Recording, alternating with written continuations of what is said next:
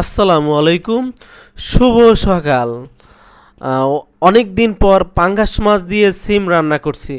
আমার কাছে পাঙ্গাস মাছ খুবই ভালো লাগে, তো আজকে রান্না করলাম ঝোল। মানে ঝোল আমার কাছে খুবই ভালো লাগে। এই ভিডিওটা অনেক আগেই করা ছিল, কিন্তু কিছু ব্যস্ততার কারণে কিন্তু আপলোড করতে পারি না। কিন্তু সেজন্য এই রমজান মাসে আপলোড করতে আসি ভিডিওটা। তো আজকে অনেক দিন পর বাজারে গিয়েছিলাম। বাজারে সবজিতে প্রচুর দাম, সব কিছুতেই। হ্যাঁ, লেবুর হালি 100 টাকা। আর পাঙ্গাস মাছ নিয়ে আসছি। আমার কাছে পাঙ্গাস মাছ খুবই ভালো লাগে। তো আজকে বাজার করছি হয়েছে ফুলকপি, পাঙ্গাস মাছ, ধনেপাতা এবং সিম। তো ভাবছি মাছ করতে করতে ভাতটা বসাই দিই। আর আমি একা মানুষ, দেখা যায় আমার এক দেড় পরে দেখা যায় আমার 3 বেলা হয়ে যাবে। বারবার রান্না করাটা তো হয় না। আর এখন যে গ্যাসের যে পরিমাণে দাম, সেই জন্য আমি এই যে কারেন্টের চুলায় রান্না করি। এতে দেখা যায় আমার খরচটা কিন্তু খুব কমই হয়। দেখা যায় কারেন্টে রান্না করলে আপনার 200-300 টাকা, যদি আপনি দৈনিক 2 ঘন্টা রান্না করেন। আর মাছটাও কিন্তু অনেকটা বড়, কিন্তু এই সিম করতে আসি। আর সিমটার দাম এখনটা অনেকটা কমে গেছে, বুঝতে পারতেছেন। মানে আর এখন রোজার ভিতরে সব কিছুরই দাম বেশি। লেবুর হালি 100 টাকা, তারও উপরে আছে 150 টাকা। সাইজ বুঝে মানে প্রচুর পরিমাণে দাম। ফল তো আপনি খেতেই পারবেন না। ভাত কিন্তু মোটামুটি হয়ে গেছে, কি বলবো মানে। আর আমার মাছ করতে আমার যে বডিটায় ধার একবারই নাই, কি বল, বডিটা একদম ছোট। তাই জন্য ভাবতেছি আমার মাছটা কিন্তু ভালো করে ঘষে নিতে আসি। কারণ হচ্ছে পাঙ্গাস মাছের ভিতরে কিন্তু অনেক শ্যাওলা থাকে, কারণ এটা শহরের মাছ, বুঝতে পারতেছেন। আর এটা রক্তটা কিন্তু দেখাচ্ছে কালা কালা। আমি ওটা ভাবতে আছি, কারণ এরকম কেন। আর আমার মাছ কাটতে যাই কিন্তু অনেকটা সময় হাত কেটে যায়, কারণ হচ্ছে পাঙ্গাস মাছের এইটা আমি ছুটাইতেই পাই না। আর আমার যে বটিটা দাওটা ধারই নেই বলতে গেলে। প্রায় ইদানিং কিন্তু ইউটিউবে আমি ভিডিও আপলোড করতে পারি না। আর ডাইরেক্ট কিন্তু টাইসের উপরে মাছ কাটছি, বুঝতে পারতেছেন। আর পাঙ্গাস মাছের রক্ত পুরো একদম টাইসে। একা মানুষ, কিন্তু বাসায় ফ্রিজ নেই। যদি একটা ফ্রিজ থাকতো আরও বেশি ভালো হতো। ভাত কিন্তু মোটামুটি হয়ে গেছে, বুঝতে পারতেছে। এখন মার গালবো। আর মাছটা কিন্তু ভেজে রাখবো। যা আজকে রান্না করব এটা হালকা ভাজবো, এবং বাকিগুলা কিন্তু আমি কালকে রান্না করব। আর দেখতেছেন এই যে মাছগুলো কিন্তু অনেক। তো এগুলো লবণ হলুদ টলুদ দিয়ে ভালো করেই করবো, এখন মাখাবো, তারপর কিন্তু ভাজবো।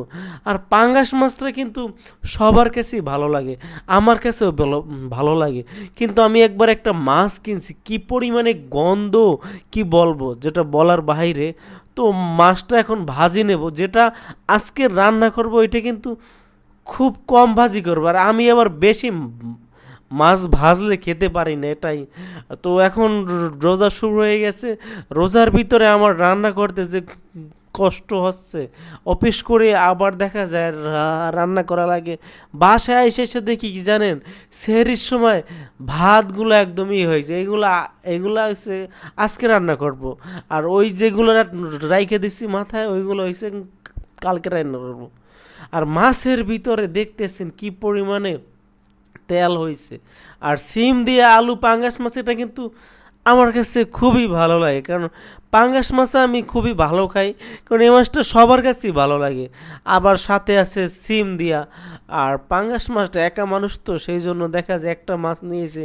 ভাবছিলাম ওই যে এই পিস পিস আছে না মাছ, ওই মাছগুলো নিয়ে আসবো। কিন্তু ওই মাছগুলো অনেক সময় আনলে দেখা যায় ভালো বাজে না, ঠিক আছে। সেই জন্য আজকে আস্তা একটা মাছ নিয়ে আসছি। দেখতেছিল অনেকগুলা মাছ প্রায় রান্না, কিন্তু ঝোল টোল দিয়া বসাই দিচ্ছি। আর ভাতটা উঠাইলাম, ভাতও হয়ে গেছে মোটামুটি।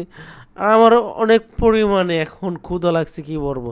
মানে সকালে আমি ভাত খাই নাই, বুঝতে পারতেছেন। তো রান্না এই যেগুলো ছিল এগুলো হচ্ছে কালকে রান্না করব। ভাজা মাছ তো আপনার 2 বেলার বেশি থাকে না। রান্না কিন্তু প্রায় হয়ে গেছে, দেখতেছি মোটামুটি হয়েই গেছে। ঝোল এখনও আছে। আর আমি কিন্তু আগেও বলছি যে ঝোল রান্না করব। আর পাঙ্গাস মাছ আছে হচ্ছে ধনে পাতা দিয়ে মাছ, খুব স্বাদ হবে। আমি জানি তরকারিটা। আমার ভিডিওগুলা কেমন লাগে অবশ্যই আপনারা কমেন্টে জানাবেন।